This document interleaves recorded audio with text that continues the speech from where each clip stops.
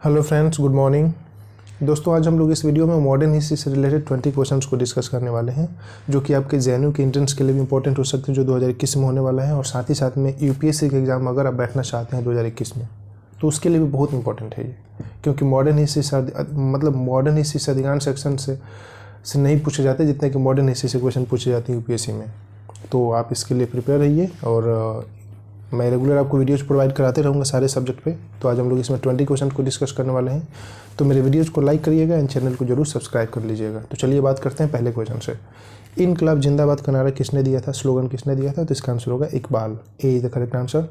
Non cooperation movement को कब खत्म कर दिया गया था? तो इसका आंसर होगा सी, चौरा चौरी इंसिडेंट के बाद में ख़त्म कर दिया गया था। क्यों ख़त्म किया गया, तो उसके पीछे कारण क्या था, इसका ये मतलब है। क्वेश्चन नंबर 3, किस साल ख़त्म किया गया था नॉन कॉपरेशन मूवमेंट को? इसका आंसर होगा सी, 1982।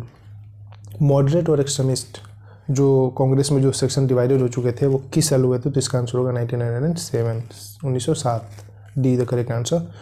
होम रूलिंग मूवमेंट क्यों और किसने शुरू किया था? तो इसका आंसर होगा B, Miss Annie Besant in सितंबर 1916। What was the main aim? Home ruling movement का मेन एम क्या था? तो इसका आंसर होगा डी, सेल्फ गवर्नमेंट इस्टेब्लिश करना ब्रिटिश एम्पायर के अंदर में। खिलाफत मूवमेंट जो कि इंडिया में हुआ था, हिंदू और मुस्लिम दोनों ने सपोर्ट किया था। बाद में कांग्रेस ने गांधी जी के जरिए एक्सेप्ट भी किया था, अडॉप्ट भी किया था, लेकिन बाद में सबसाइड क्यों कर गया? तो इसका आंसर होगा सी, ऑफिस ऑफ खलीफा was abolished in Turkey better terms. Question number 8, Ghadar party कब और कहाँ स्टैब्लिश किया गया था इंडियन रिवोल्यूशनरीज द्वारा? तो इसका आंसर होगा बी, 1913 में, जो कि इंडियंस कनाडा में और अमेरिका में रहते थे, उन्हीं द्वारा गद्दार पार्टी बनाया गया था और कंडक्ट किया गया था। क्वेश्चन नंबर 9, लखनऊ पैक्ट से रिलेटेड कौन सा आंसर सही है इसमें? तो इसका आंसर होगा डी, सब के सब सही है, क्योंकि हिंदू मुस्लिम यूनिटी के लिए भी जाना जाता है। साथ ही साथ में गांधी जी ने इसको educated and rich Hindus and Muslim के बीच में पैक्ट के रूप में जानते थे, गांधी जी ने इसको बोला था। इसमें हिंदू और मुस्लिम मासेस इन्वॉल्व नहीं था, इसलिए इसका आंसर सब सही है। सत्याग्रह मूवमेंट से रिलेटेड कौन सा ऑप्शन सही है? तो इसका आंसर होगा डी, क्योंकि गांधी जी ने लेड किया था इसको। साथ ही साथ में रेसिस्टेंस था किसके जरिए? किसके लिए रेसिस्टेंस था? क्रूअल एंड अनजस्ट लॉ के खिलाफ में ये रेसिस्टेंस था, peaceful resistance.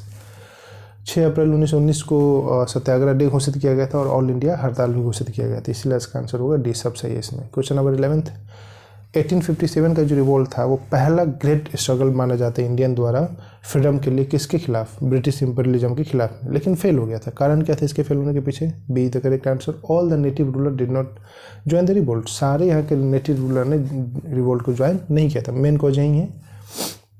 Question number 12, grand old man of India, जिसको हम grand old man of India दादा भाई नौरोजी को हम जानते हैं grand old man of India, उनसे रिलेटेड कौन सा ऑप्शन यहाँ पे सही है? तो इसका आंसर होगा डी, सारे के सारे ऊपर जो मेंशन है वो सब सही है। ईस्ट इंडिया एसोसिएशन इंग्लैंड में जो बना था 1986 में, उन्होंने ही बनाया था, ऑर्गेनाइज किया था।